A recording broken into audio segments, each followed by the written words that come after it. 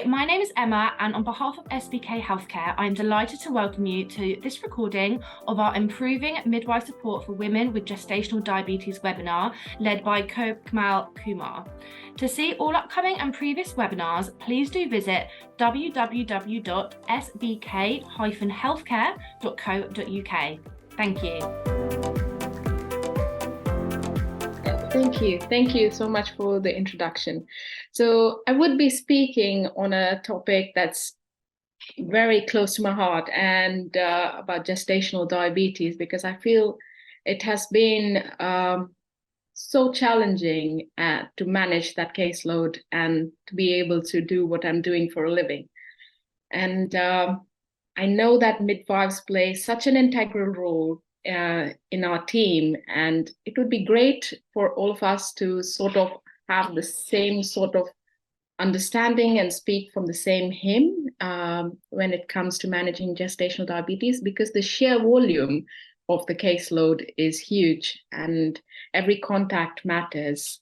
So thank you, first of all, for everyone to fill out those forms, the pre-webinar forms. They have been extremely helpful for me to understand who I'm speaking to and what your objectives are from this webinar. I've tried to address some of them, but because it's just 40 minutes, I'm going to sort of whiz through some of the topics and keeping few others for future talks that I'm having earlier next year. So today I will be covering on emerging risk of gestational diabetes and why it's becoming a threat to our teams at the moment, and complications due to gestational diabetes in pregnancy, and what could midwives and other healthcare professionals in the team managing GDM do in terms of practical scenarios. I've tried to add few examples and with the future talks as well.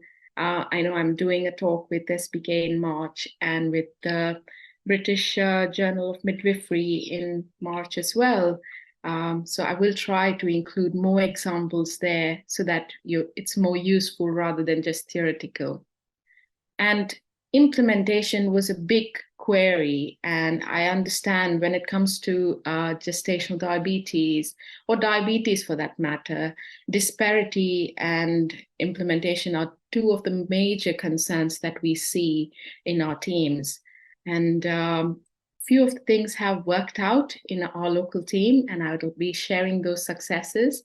And I'll also pick out a few things that I found in terms of evidence so that we could potentially feel more gratified in the job that we do. So Saving Babies' Lives, version 3, put it out there in very, very clear words that diabetes is the most significant modifiable risk factor for poor pregnancy outcomes. And henceforth, we are all here gathered, making that difference in our patients' lives, just not in their life, but in the lives to come and their families for the next generation. So prevalence, it varies. It depends on the population that you're evaluating. Globally, GDM prevalence can vary from around 2% to 45%, depending on the kind of cohort that we are evaluating. And in the UK, at an average, what we're noticing is 1 in every 5 pregnancies are affected by gestational diabetes. Of course, it is different for, if you're having people from different ethnicities who are more prone to it in your local cohort, then the prevalence would increase accordingly. Okay. So let me just get to the nip of it right at the start. What we felt recently as becoming sort of a threat to our GDM service is that there's an increasing workload with diabetes antenatal clinics. Clinics never start and finish at the time that we intend to. It's extremely difficult to streamline or to be able to have sort of an understanding of how to break it down in a sensible manner. Just goes on and on at times. And one of the reasons could be women getting pregnant at a high age and BMI. is what we're noticing. There is a increase in success of fertility treatments. There's increase in post-bariatric surgery pregnancies as well, that mixes in and fuses into what we notice as our gestational diabetes cohort. So not every person that we see through the door is necessarily having the same risk factors, but of course, these are some of the integral risk factors that we notice. Managing ethnic minorities is difficult because of the time that it can take in terms of language, in terms of resources, to be able to use translators, requiring almost double slots at times. And also the kind of food, evaluating that and having greater understanding of different ethnicities becomes important, making it quite challenging for the service to be able to deliver in a quicker manner at times. Increased telephone and virtual review times. And I think every diabetes team sitting here would agree with me that we almost feel like there's an increased amount of telephonic reviews. At an average, what we found in recent audits, and this is in line with a lot of similar audits ran in gestational diabetes, around 50% of them turn on to starting insulin. So that makes it extremely challenging because having those sort of reviews with a specialist team is highly required, similar to those with established diabetes. Now, this is a tricky one, and that's why I've kind of termed it dysglycemia. So we've been doing HbA1c in the first trimester, and we find that there is a cohort of patients who develop gestational diabetes much earlier. Now, we don't know what we can call them. It could be pre-existing diabetes, which was not diagnosed, or it could be some sort of impaired glucose tolerance, which kind of kickstarts in the first trimester. It could also be monogenic diabetes, which is linked to pregnancy hormones. So there's quite a mix. And because during pregnancy it's extremely hard to kind of differentiate how we sort of have to put all of them under the same umbrella and cater to them similarly. But we know that with practice that it actually doesn't work that way, and a lot of them end up needing a lot of one-to-one care, and groups don't work in that scenario. So different diabetes tech usage. I know a lot of teams here would have used a gestational, the GDM Health app, but also we are increasingly noticing women self-funding sort of different diabetes tech, which make it difficult if teams are not trained in the usage of that. Also, there are a couple of community midwives who have logged in today. So sometimes you all don't have the logins, which the acute GDM teams end up having with GDM Health. So looking at the phone and trying to support the woman based on what readings they see there is extremely challenging, because they don't get the view as well of what the acute teams get. So multiple conditions, I think I've covered that, but also providing sort of one-to-one care for those, especially with disordered eating disorders. I remember there was one patient particularly who at the end of pregnancy told me that she's so grateful for the support that she had, because she almost had a distorted vision of what is a healthy diet, especially with all the diagnosis during pregnancy, and did not want to do anything wrong to impact the baby and her family. So of course, it is quite difficult. So those are all the threats that our GDM services face at the moment. Just a few of them mentioned here, outlined what we've noticed as well. How we could manage them, of course, there is a requirement for more resources, systems, and standardized way of working, which hopefully we are working towards. So integral role of midwives. I know that though the primary focus of midwifery is on an uncomplicated pregnancy, in some cases, the rapport that you'll build with the women is so good that, they end up asking you questions about their diet, lifestyle, medications. And it would be good if you know, so that you're having the clear and confident advice on certain aspects, such as gestational weight gain, lifestyle, pre and postnatal advice, because these things come such a long way in supporting that woman through this journey. Okay. So these are few opportunities in terms of what midwives can do and how you can make a difference. And I know you all do such a fabulous job. And thank you so much for joining in today. It makes such a difference to your teams. So while explaining women about gestational diabetes initially, I think opening up that diagnosis without hesitance, because sometimes they are in denial of the diagnosis. I've seen so many women, after a couple of reviews as well, still sort of not being confident that they have the diagnosis of gestational diabetes. And understanding what is a cutoff, when they should be monitoring, what is the 1 hour post meal reading and what is the 2 hour post meal reading, because some trusts are looking at 2 hours versus 1 hour. So understanding your local team and what your cutoffs are as to what you're monitoring to. Generally, per the NICE guidance, anything above 5, we try to keep fasting below 5.3, 1 hour post meals below 7.8, and 2 hours post meals below 6.4 millimole per liter. Now, here there is an opportunity of linking them onto remote monitoring systems such as GDM Health and highlighting the importance of compliance. So with technology comes the ease of being able to monitor them, but also comes the burden of teams deciding who would be triaging these patients and if they are getting some high readings, because a lot of them don't tend to sort of self-refer themselves if they're getting a high reading.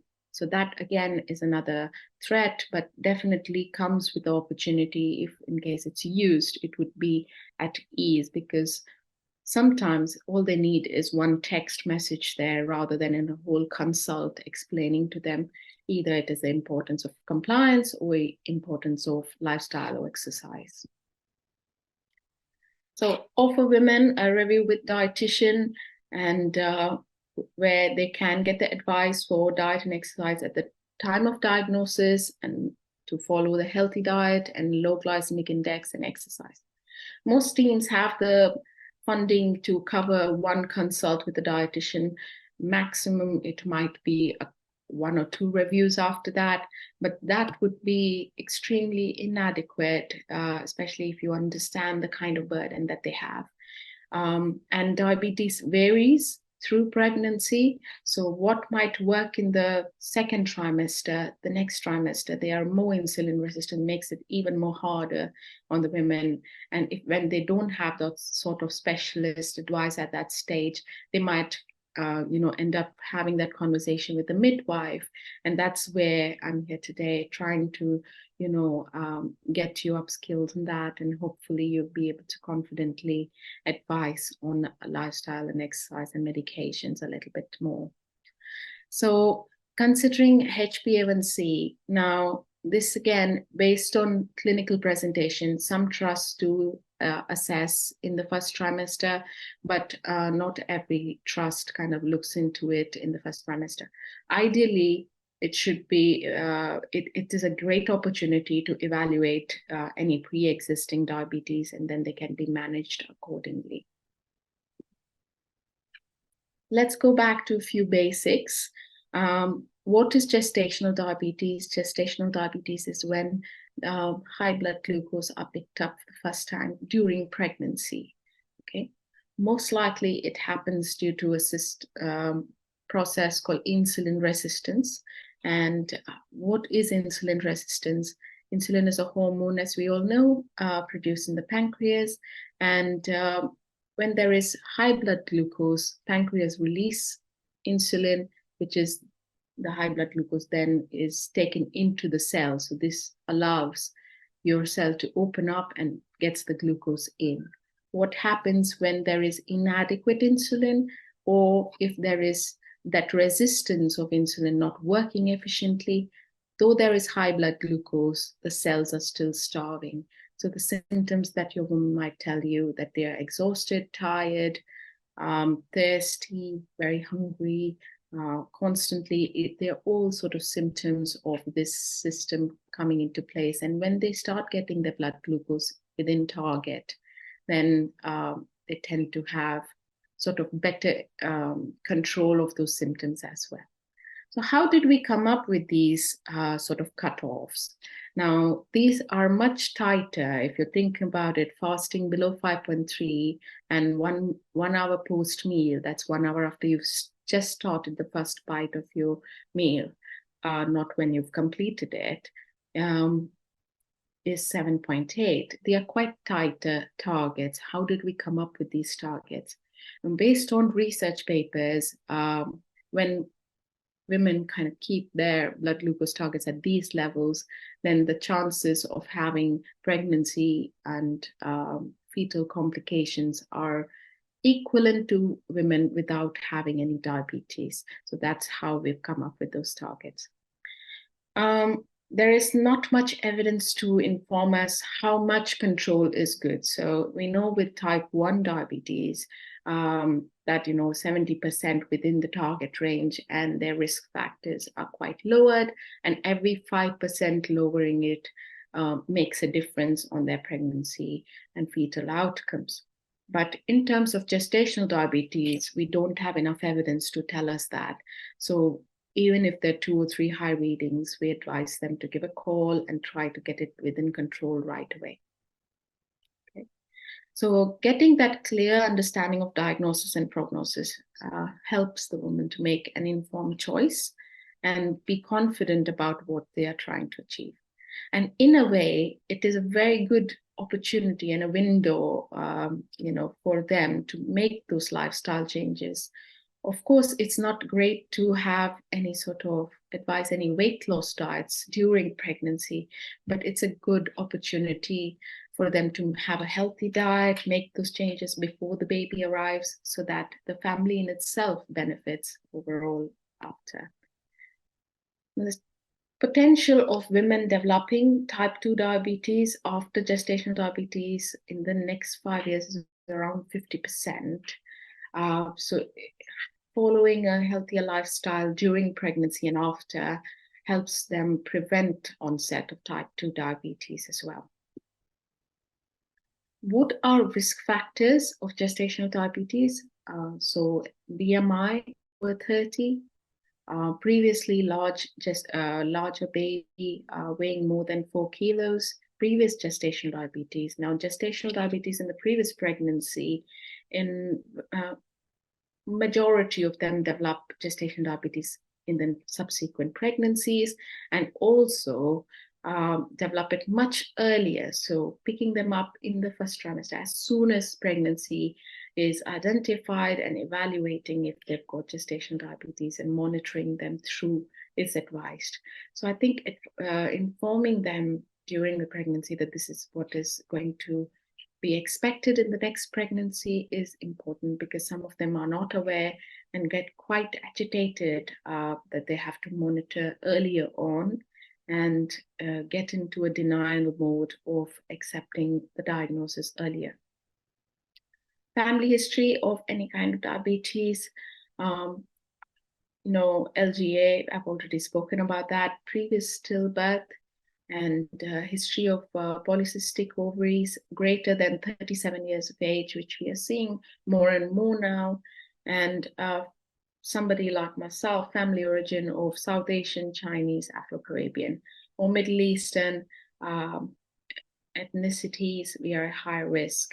Now, these are risk factors, and not necessarily all risk factors have to be present, but some of them,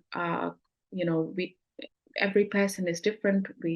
Based on what might have contributed towards development of gestational diabetes. We also, I think, would agree that we witness a cohort of patients who don't present with the classic presentation of all of these risk factors and are quite lean and tend to have some degree of dysglycemia during pregnancy. Now, we can then evaluate for presence of something like monogenic, as there might be a certain degree of monogenic diabetes during pregnancy that can be picked up. And also finding out their weight history, a lot of them with that sort of presentation, this might be the highest they might be weighing.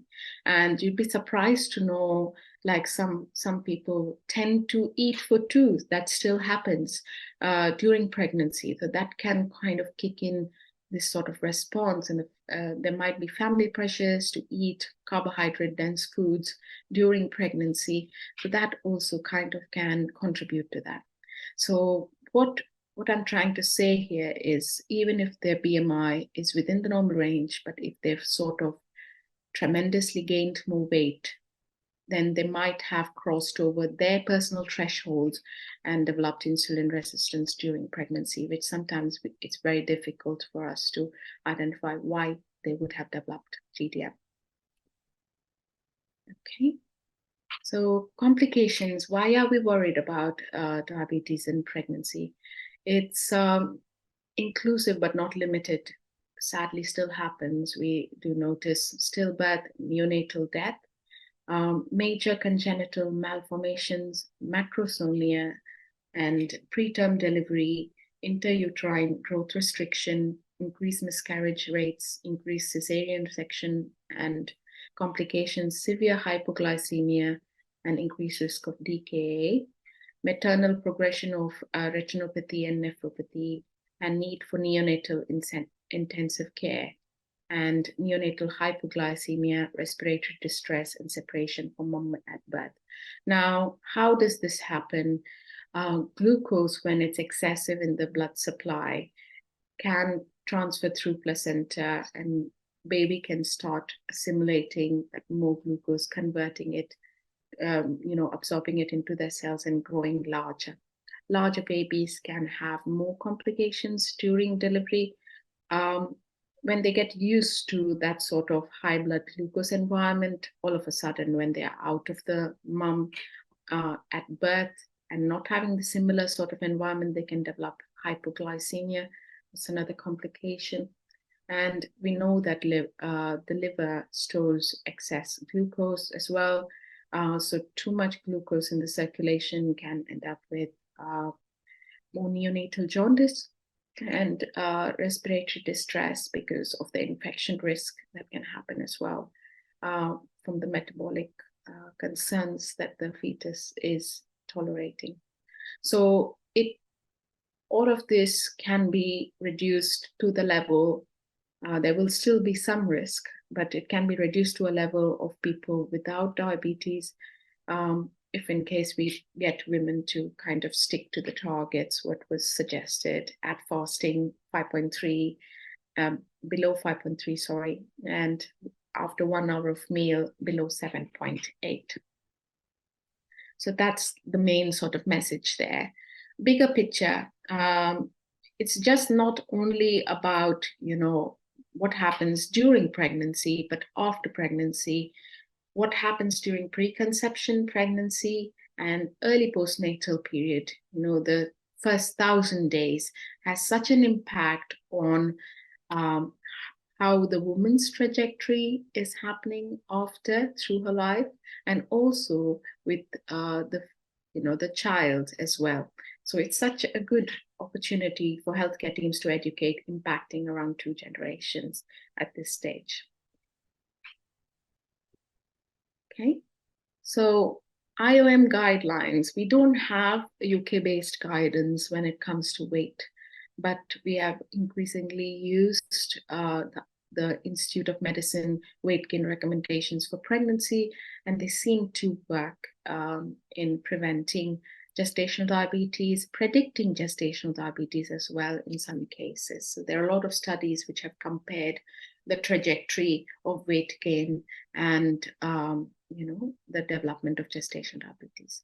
Ideally, preconception planning, if any of your women are planning pregnancy and you happen to meet them at that stage, please educate them about healthy weight loss before pregnancy, and also if they are planning subsequent pregnancies. I know there are some teams here which do the wonderful job of having weight management services after 6 to 8 months of delivery, which helps in subsequent pregnancy planning and weight loss. We've also tied up with local diabetes prevention programs, which support women after their diagnosis of gestational diabetes. So find out in your local area if there's a diabetes prevention program that women can join after their pregnancy. Now, why I wanted to put this IOM guidance out here is because sometimes there can be a hesitance in weighing people through pregnancy, especially if there is a concern about mental health conditions and you being worried about the suicidal tendencies and things like that. Of course, we have to be careful of the language that we use, and we have to be cautious around and be considerate about how we are talking to them about weight, because weight gain is sort of expected through pregnancy, but expectation is different in terms of what their starting pre-pregnancy weight was. So as you can see here, their recommended sort of total weight is different for somebody who starts off pregnancy underweight, somebody who's from a normal BMI, overweight and obese, which again, these BMI cutoffs are different for different ethnicities. For people who are having, more are more prone to gestational diabetes, like Afro-Caribbean, Asian, Middle Eastern population, the cutoff of BMI for them from a normal weight perspective is around till 23 point, if I'm not wrong, it's 23.5. So that again makes a difference of what the recommended total weight is. Ideally, the first trimester, there is no recommended weight gain, and the second and third trimester is where majority of the weight gain happens. But we know that it is not necessarily every, falls in the same sort of pattern, and each pregnancy is different. The challenges are different. So walking through with your women and identifying who needs more intervention at that point and requiring more care, and weight management services during pregnancy can be a huge game changer in turning the trajectory of how many women are being diagnosed with gestational diabetes. Okay, so here is a study where the risk of cesarean C-section amongst GDM increased when women tend to gain more than the IOM guidance. So IOM guidance is quite useful. There are also studies which suggest that more than 1 pound per week increase of weight gain after diagnosis of GDM, where there was a 36 to 83% increase in the risk of preeclampsia, cesarean, macrosomia and LGA without decrease in SGA or preterm delivery. So here you can see that it is quite drastic, what we might not notice. And intervening early if the weight trajectory is going higher would be ideal rather than waiting for the GDM diagnosis. AC changes, I know you all would have noticed this as well in your service, happen much earlier. Whether it is the fetal AC increase is quite an indicator of GDM oncoming and evaluating, presence of that. A lot of places we do monitor them for 2 weeks, and if the blood glucose is not high, then they are not diagnosed as GDM. But later on, when that trajectory continues and LGA is kind of at the verge of it, there's not much we can do with the final sort of trimester in terms of changing that trajectory for weight gain for both the mom and the baby. earlier on, picking it up earlier on, if in case the woman is starting with a higher BMI and gaining weight faster, fetus is gaining weight more as well. Picking it up earlier on is ideal so that there is at least an opportunity of intervention and prevention. So that's what I was talking about. The fetal abdominal circumference could be suggestive of higher utero blood glucose transfer and increasing prevalence of GDM early on in pregnancy amongst high risk groups can be picked up. Presence of higher BMI, particularly abdominal obesity, may be an independent risk factor of GDM in the first trimester of pregnancy. Now, this higher BMI is the maternal higher BMI, which is an independent risk factor of developing gestational diabetes. So it's another assessment that can be done, but always ask the woman if she's comfortable with an assessment of her weight and abdominal circumference. If she is not comfortable with sharing those details, explain to her why that might be useful, but be cautious on that front as well. And I totally understand that as antenatal teams, we are sort of balancing the risks and benefits of interventions at every stage. Okay. So does diabetes behave differently through trimesters? Now, this is again based on type 1 diabetes studies because we don't have a lot of CGM put on during GDM, and we've not sort of picked up the trends and patterns that we notice with somebody with gestational diabetes. Maybe it's a research project for somebody sitting here that you might be able to pick up. So during the first trimester, we are aware that there are potential sort of hypos during first trimester, and second and third trimester, there's increasing insulin resistance. Okay, and hypoglycemia later in pregnancy may be suggestive of placental insufficiency as well. Inappropriate medication doses and/or nutrition could also lead to these concerns. So that's where your assessment comes through. Let's quickly go through some practical examples. Here I've taken screenshots of GDM Health, which is a software that we use for managing gestational diabetes at our trust. And this woman, as you can see, has already initiated on metformin slow release, 500 and 1000 mg per day, and there's high fasting glucose, and also there is this high postprandial glucose. If you're managing this patient, what would you be thinking about? So we would be thinking about either, if there's the high blood glucose remains, obviously we're thinking about, carbohydrate intake here, and identifying what eat out healthy options can be advised, what things have gone well, because all these green readings, I think congratulating them for good control and encouraging them to be more compliant to those, diabetes recommendations as well, gestational diabetes recommendations. And if required, if the high blood glucose prevail, then maybe thinking about increasing metformin as well in a staged and need-based manner. But there is no sort of one answer when it comes to what is the appropriate dose. So it has to be need-based at the moment for using metformin. Of course, the woman was already on, the kind of metformin slow release. So looking into whether she's actually tolerating metformin, and if in case she requires insulin, if metformin is not tolerated at a later stage. Yeah. So these are thoughts that you can have during management.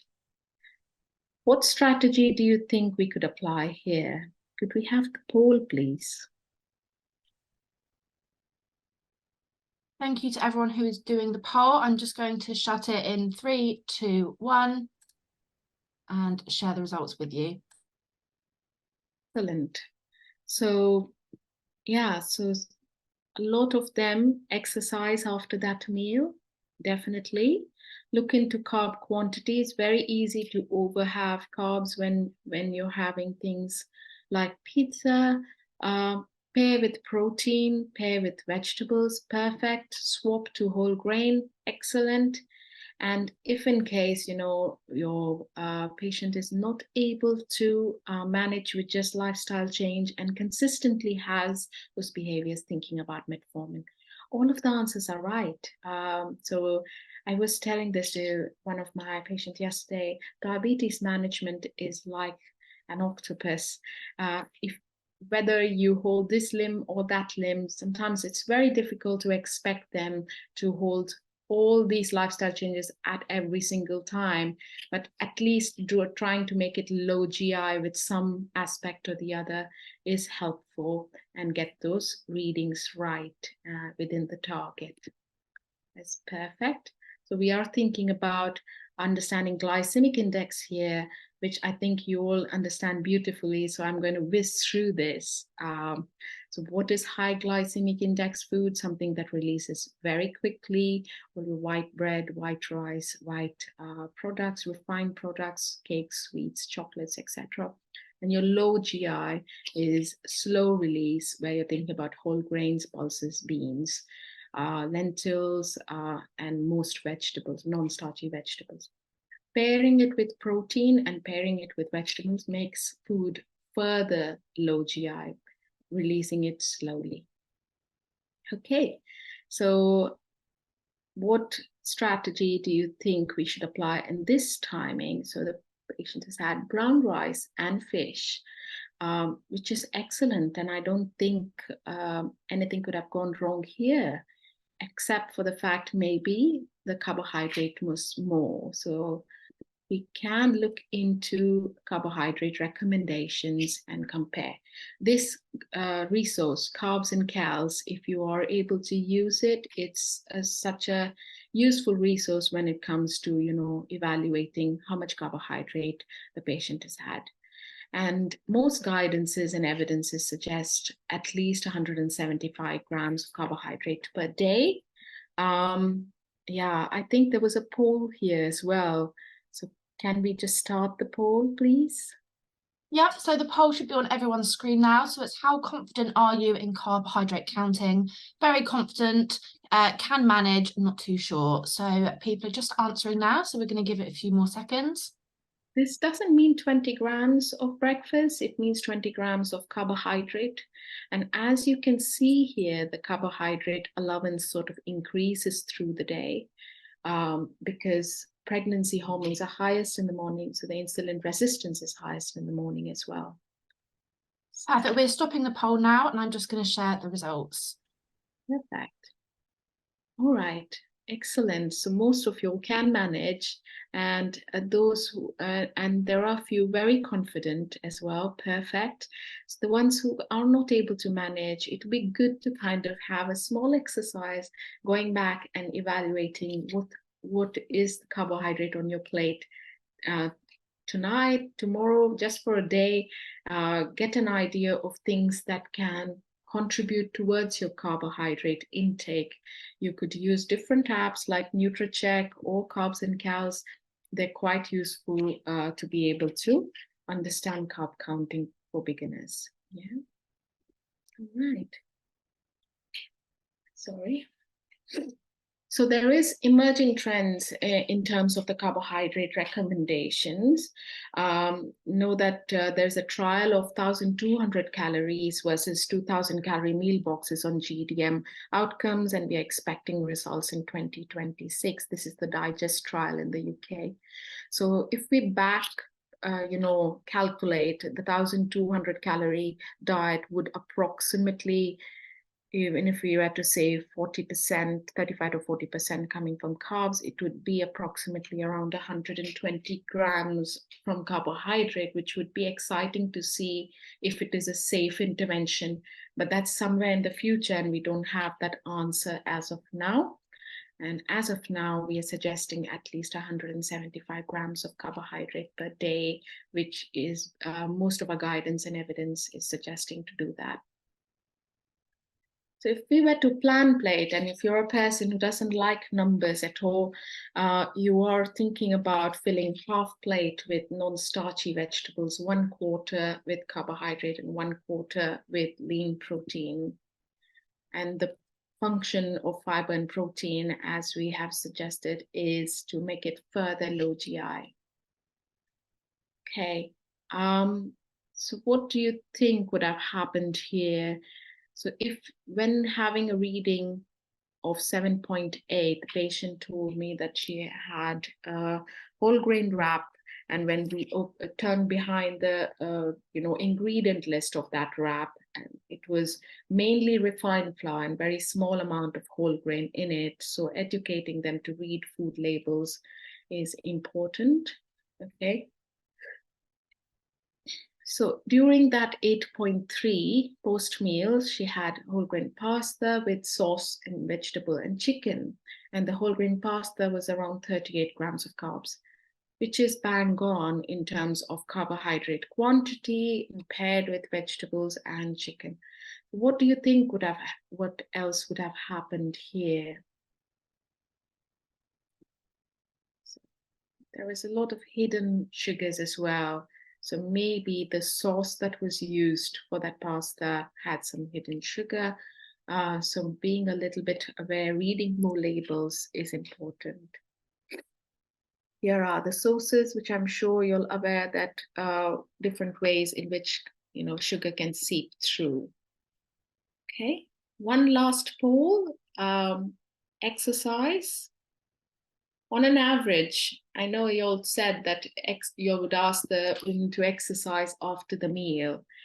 So baby steps, 500 steps after work, after the meal, make a huge difference. On an average, what do you think is the percentage it improves after exercise, the glucose sensitivity? So we're just going to be closing that in just a few seconds, so I can see we're getting lots of answers through. So if you could just click now, we're going to be closing it in 3, 2, 1. Okay, so it's quite a tie between 40 and 50%. On an average, it improves by 50%, which is massive.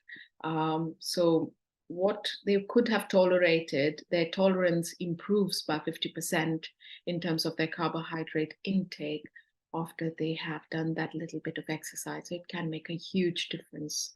Yeah. Right. Perfect. Thank you for your participation. There's, of course, lots to nutrition, and we'll try to cover bits in each talk.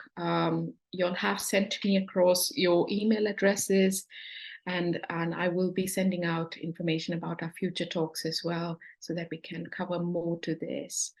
There are resources which are reliable from British Dietetic Association and from Diabetes UK, which you are able to pick up in terms of nutrition and lifestyle. Even after a woman starts medication, the benefits of staying on the lifestyle changes helps in keeping those medication doses to the minimum during the pregnancy, and safe weight changes during pregnancy, and also preventing type 2 diabetes. Now, safe staffing and implementation. I won't take more than 5 minutes, but I'll try to cover safe staffing briefly. So here are some ideas for audits to inform if you're having safe staffing. So whether or not screening of gestational diabetes is done in accordance to NICE guidance, what was the degree of compliance, variance, and reason for compliance. So I think a lot comes down to staffing and capacity in our teams. So evaluating these aspects is great in terms, and also looking at whether or not the cutoffs were the same that were used. So education of women is important, and that again reflects on how much capacity we have in education of our teams as well, and who's doing the education of the patients. Using the nice guidance targets for capillary glucose while treating gestational diabetes, whether it's the 1 hour or the 2 hour sort of cutoff. 100% of the women with a new diagnosis to be seen by a specialist seen within a week. Okay, and well, what's the degree of compliance, variance, and reason for variance? And 100% of them receiving communication with primary care about their diagnosis of gestational diabetes to facilitate that appropriate annual review for diabetes to prevent type 2 diabetes. Yeah, and I think this is a big one. Identifying gaps, whether it's clinical resources, tech difficulties, or clinical space. It can vary with different teams of what we have. And I think we all tend to chug along with whatever we have and try to, tolerate it, but identifying those gaps and raising it. Few ideas for service development would be antenatal weight management services, having a dietitian involved, identification of variation in treatment approach, where you can do group support, where you can do one-to-one. Approach to standardize the information so that everyone speaks from the same hymn. Having a PGD for metformin, I know you'll have a list with, as midwives, of drugs which you'll are able to prescribe, give out without prescription. So developing a PGD for metformin saves a lot of time with you being able to give out metformin as well, where it's appropriate. Risk assessments, running risk assessments for staffing, where it's required, tying up with your local diabetes prevention program for preventing onset of type 2 diabetes, and also supporting, not developing gestational diabetes with that intensity in the subsequent pregnancy. And improving your staffing vision as well, identifying gaps and raising that concern where you feel that there is. Okay, I'm sorry I overrun. I tried my level best to cover all of it in the timing. Excellent. There are quite a few questions. Are you happy, Emma, with me trying to address the questions? Yes, I am. Well, I'm not Emma, but I am absolutely. I'm going to go through the chat box, well, the Q&A box. So the first one is from an anonymous attendee. They ask, is it safe for some weight loss that can occur during pregnancy with lifestyle change? So moderate weight loss can occur, especially if they are suddenly changing the lifestyle. It can happen, and it is absolutely safe. Nothing to worry about that. We don't advise severe weight loss, and we don't advise extreme low carb diets, because it can be produce ketones, and we know that can lead to problems during pregnancy and miscarriages as well. So is hypoglycemia with GDM indication of placenta insufficiency or just pre-existing diabetes? So in the last trimester, sometimes hypoglycemia could be an indicator of placental insufficiency. Work together with your midwife team to get the evaluation whether that's the case, and if not, evaluate whether they are taking enough carbs. Sometimes they went on extreme low carbs as well, which can end up in some hypos here and there. So evaluate the carb intake of the patient as well. Okay. The next person asks, most of our patients get higher fasting readings. Why is that? What lifestyle changes should you do to help change it? Okay, but higher fasting readings can happen, especially if they are, because, just pregnancy hormones are highest in the morning. So I think that's one of the most common problem we notice with gestational diabetes. Few tricks of the trade are trying to have dinner early. If they're having it too early, then having a small snack in the night as well might help. There is mixed evidence around whether or not you should be advising them with some amount of carbs there with some protein, or should it be just a protein snack. But try different things which might, one of them might work. And if not, if in case the extent of insulin resistance is too high, they might benefit from some medication or insulin. Yeah. Thank you. So, Julia yes. asks, can you explain why you suggest testing 1 hour after you've started the meal? Some people will take longer to eat than others. Yes.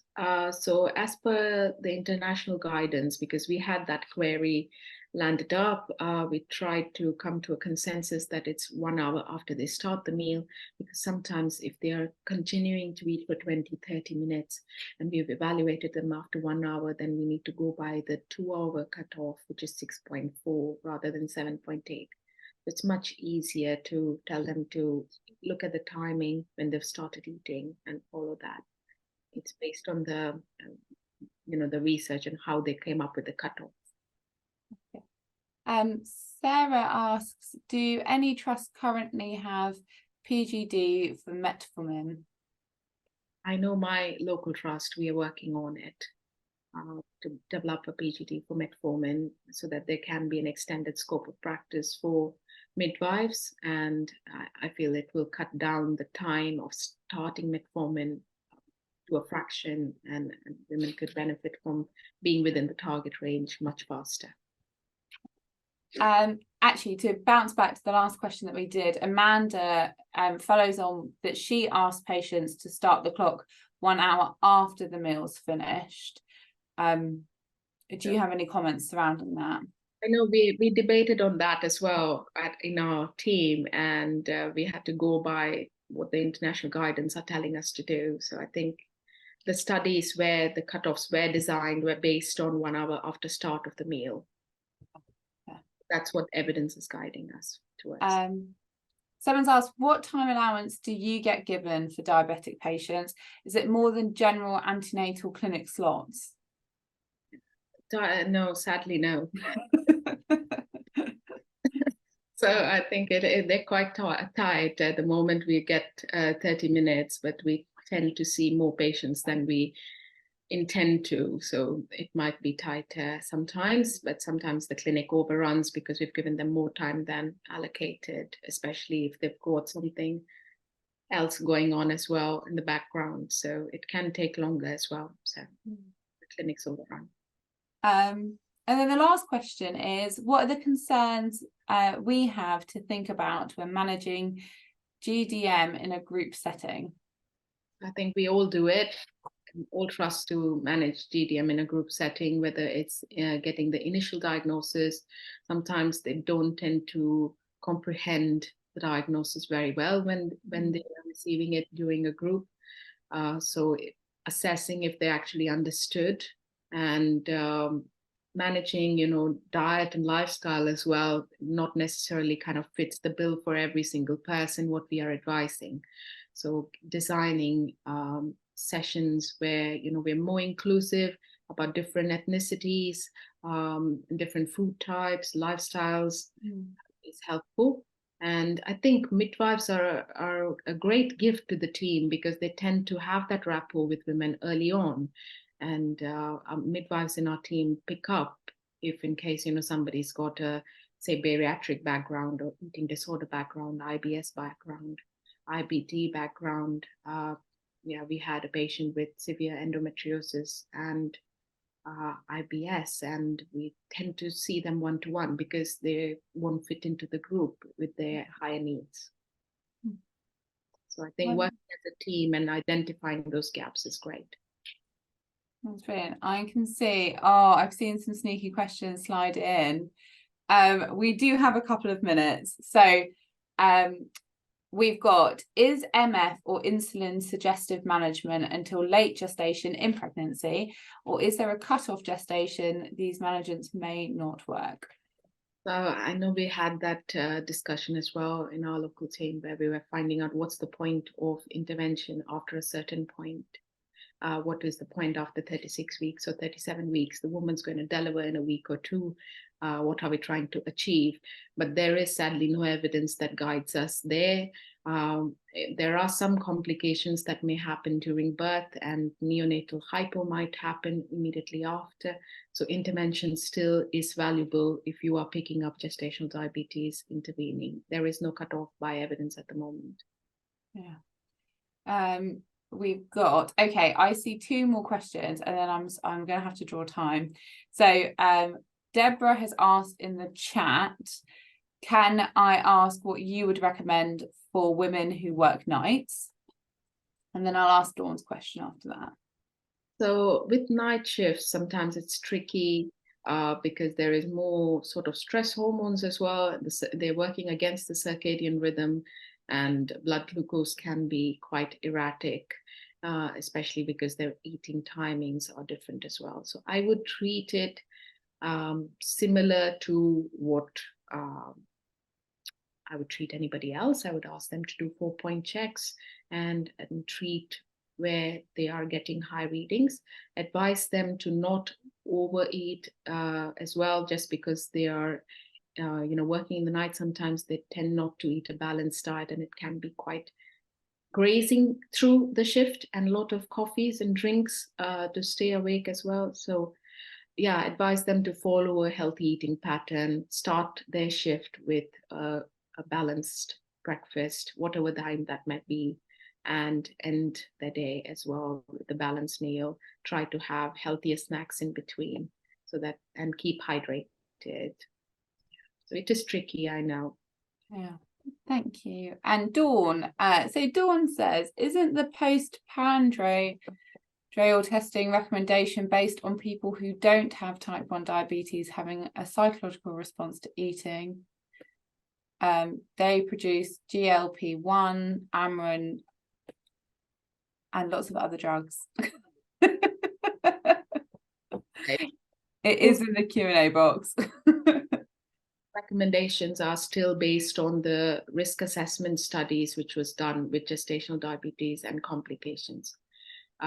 Same as the fasting cutoffs. They both are based on the same studies, where below those points, the risk factors of developing complications are minimized. Thank you so much. That's everything. And what amazing timing, hey? I know, I tried. I was like, oh my God, time's getting on. No, thank you so much. And on behalf of our attendees that are logged on, I'm sure they'd like to thank you too. If you would like to send some kind words, please do put them in the chat. We'll see them pop up as I do the closing remarks.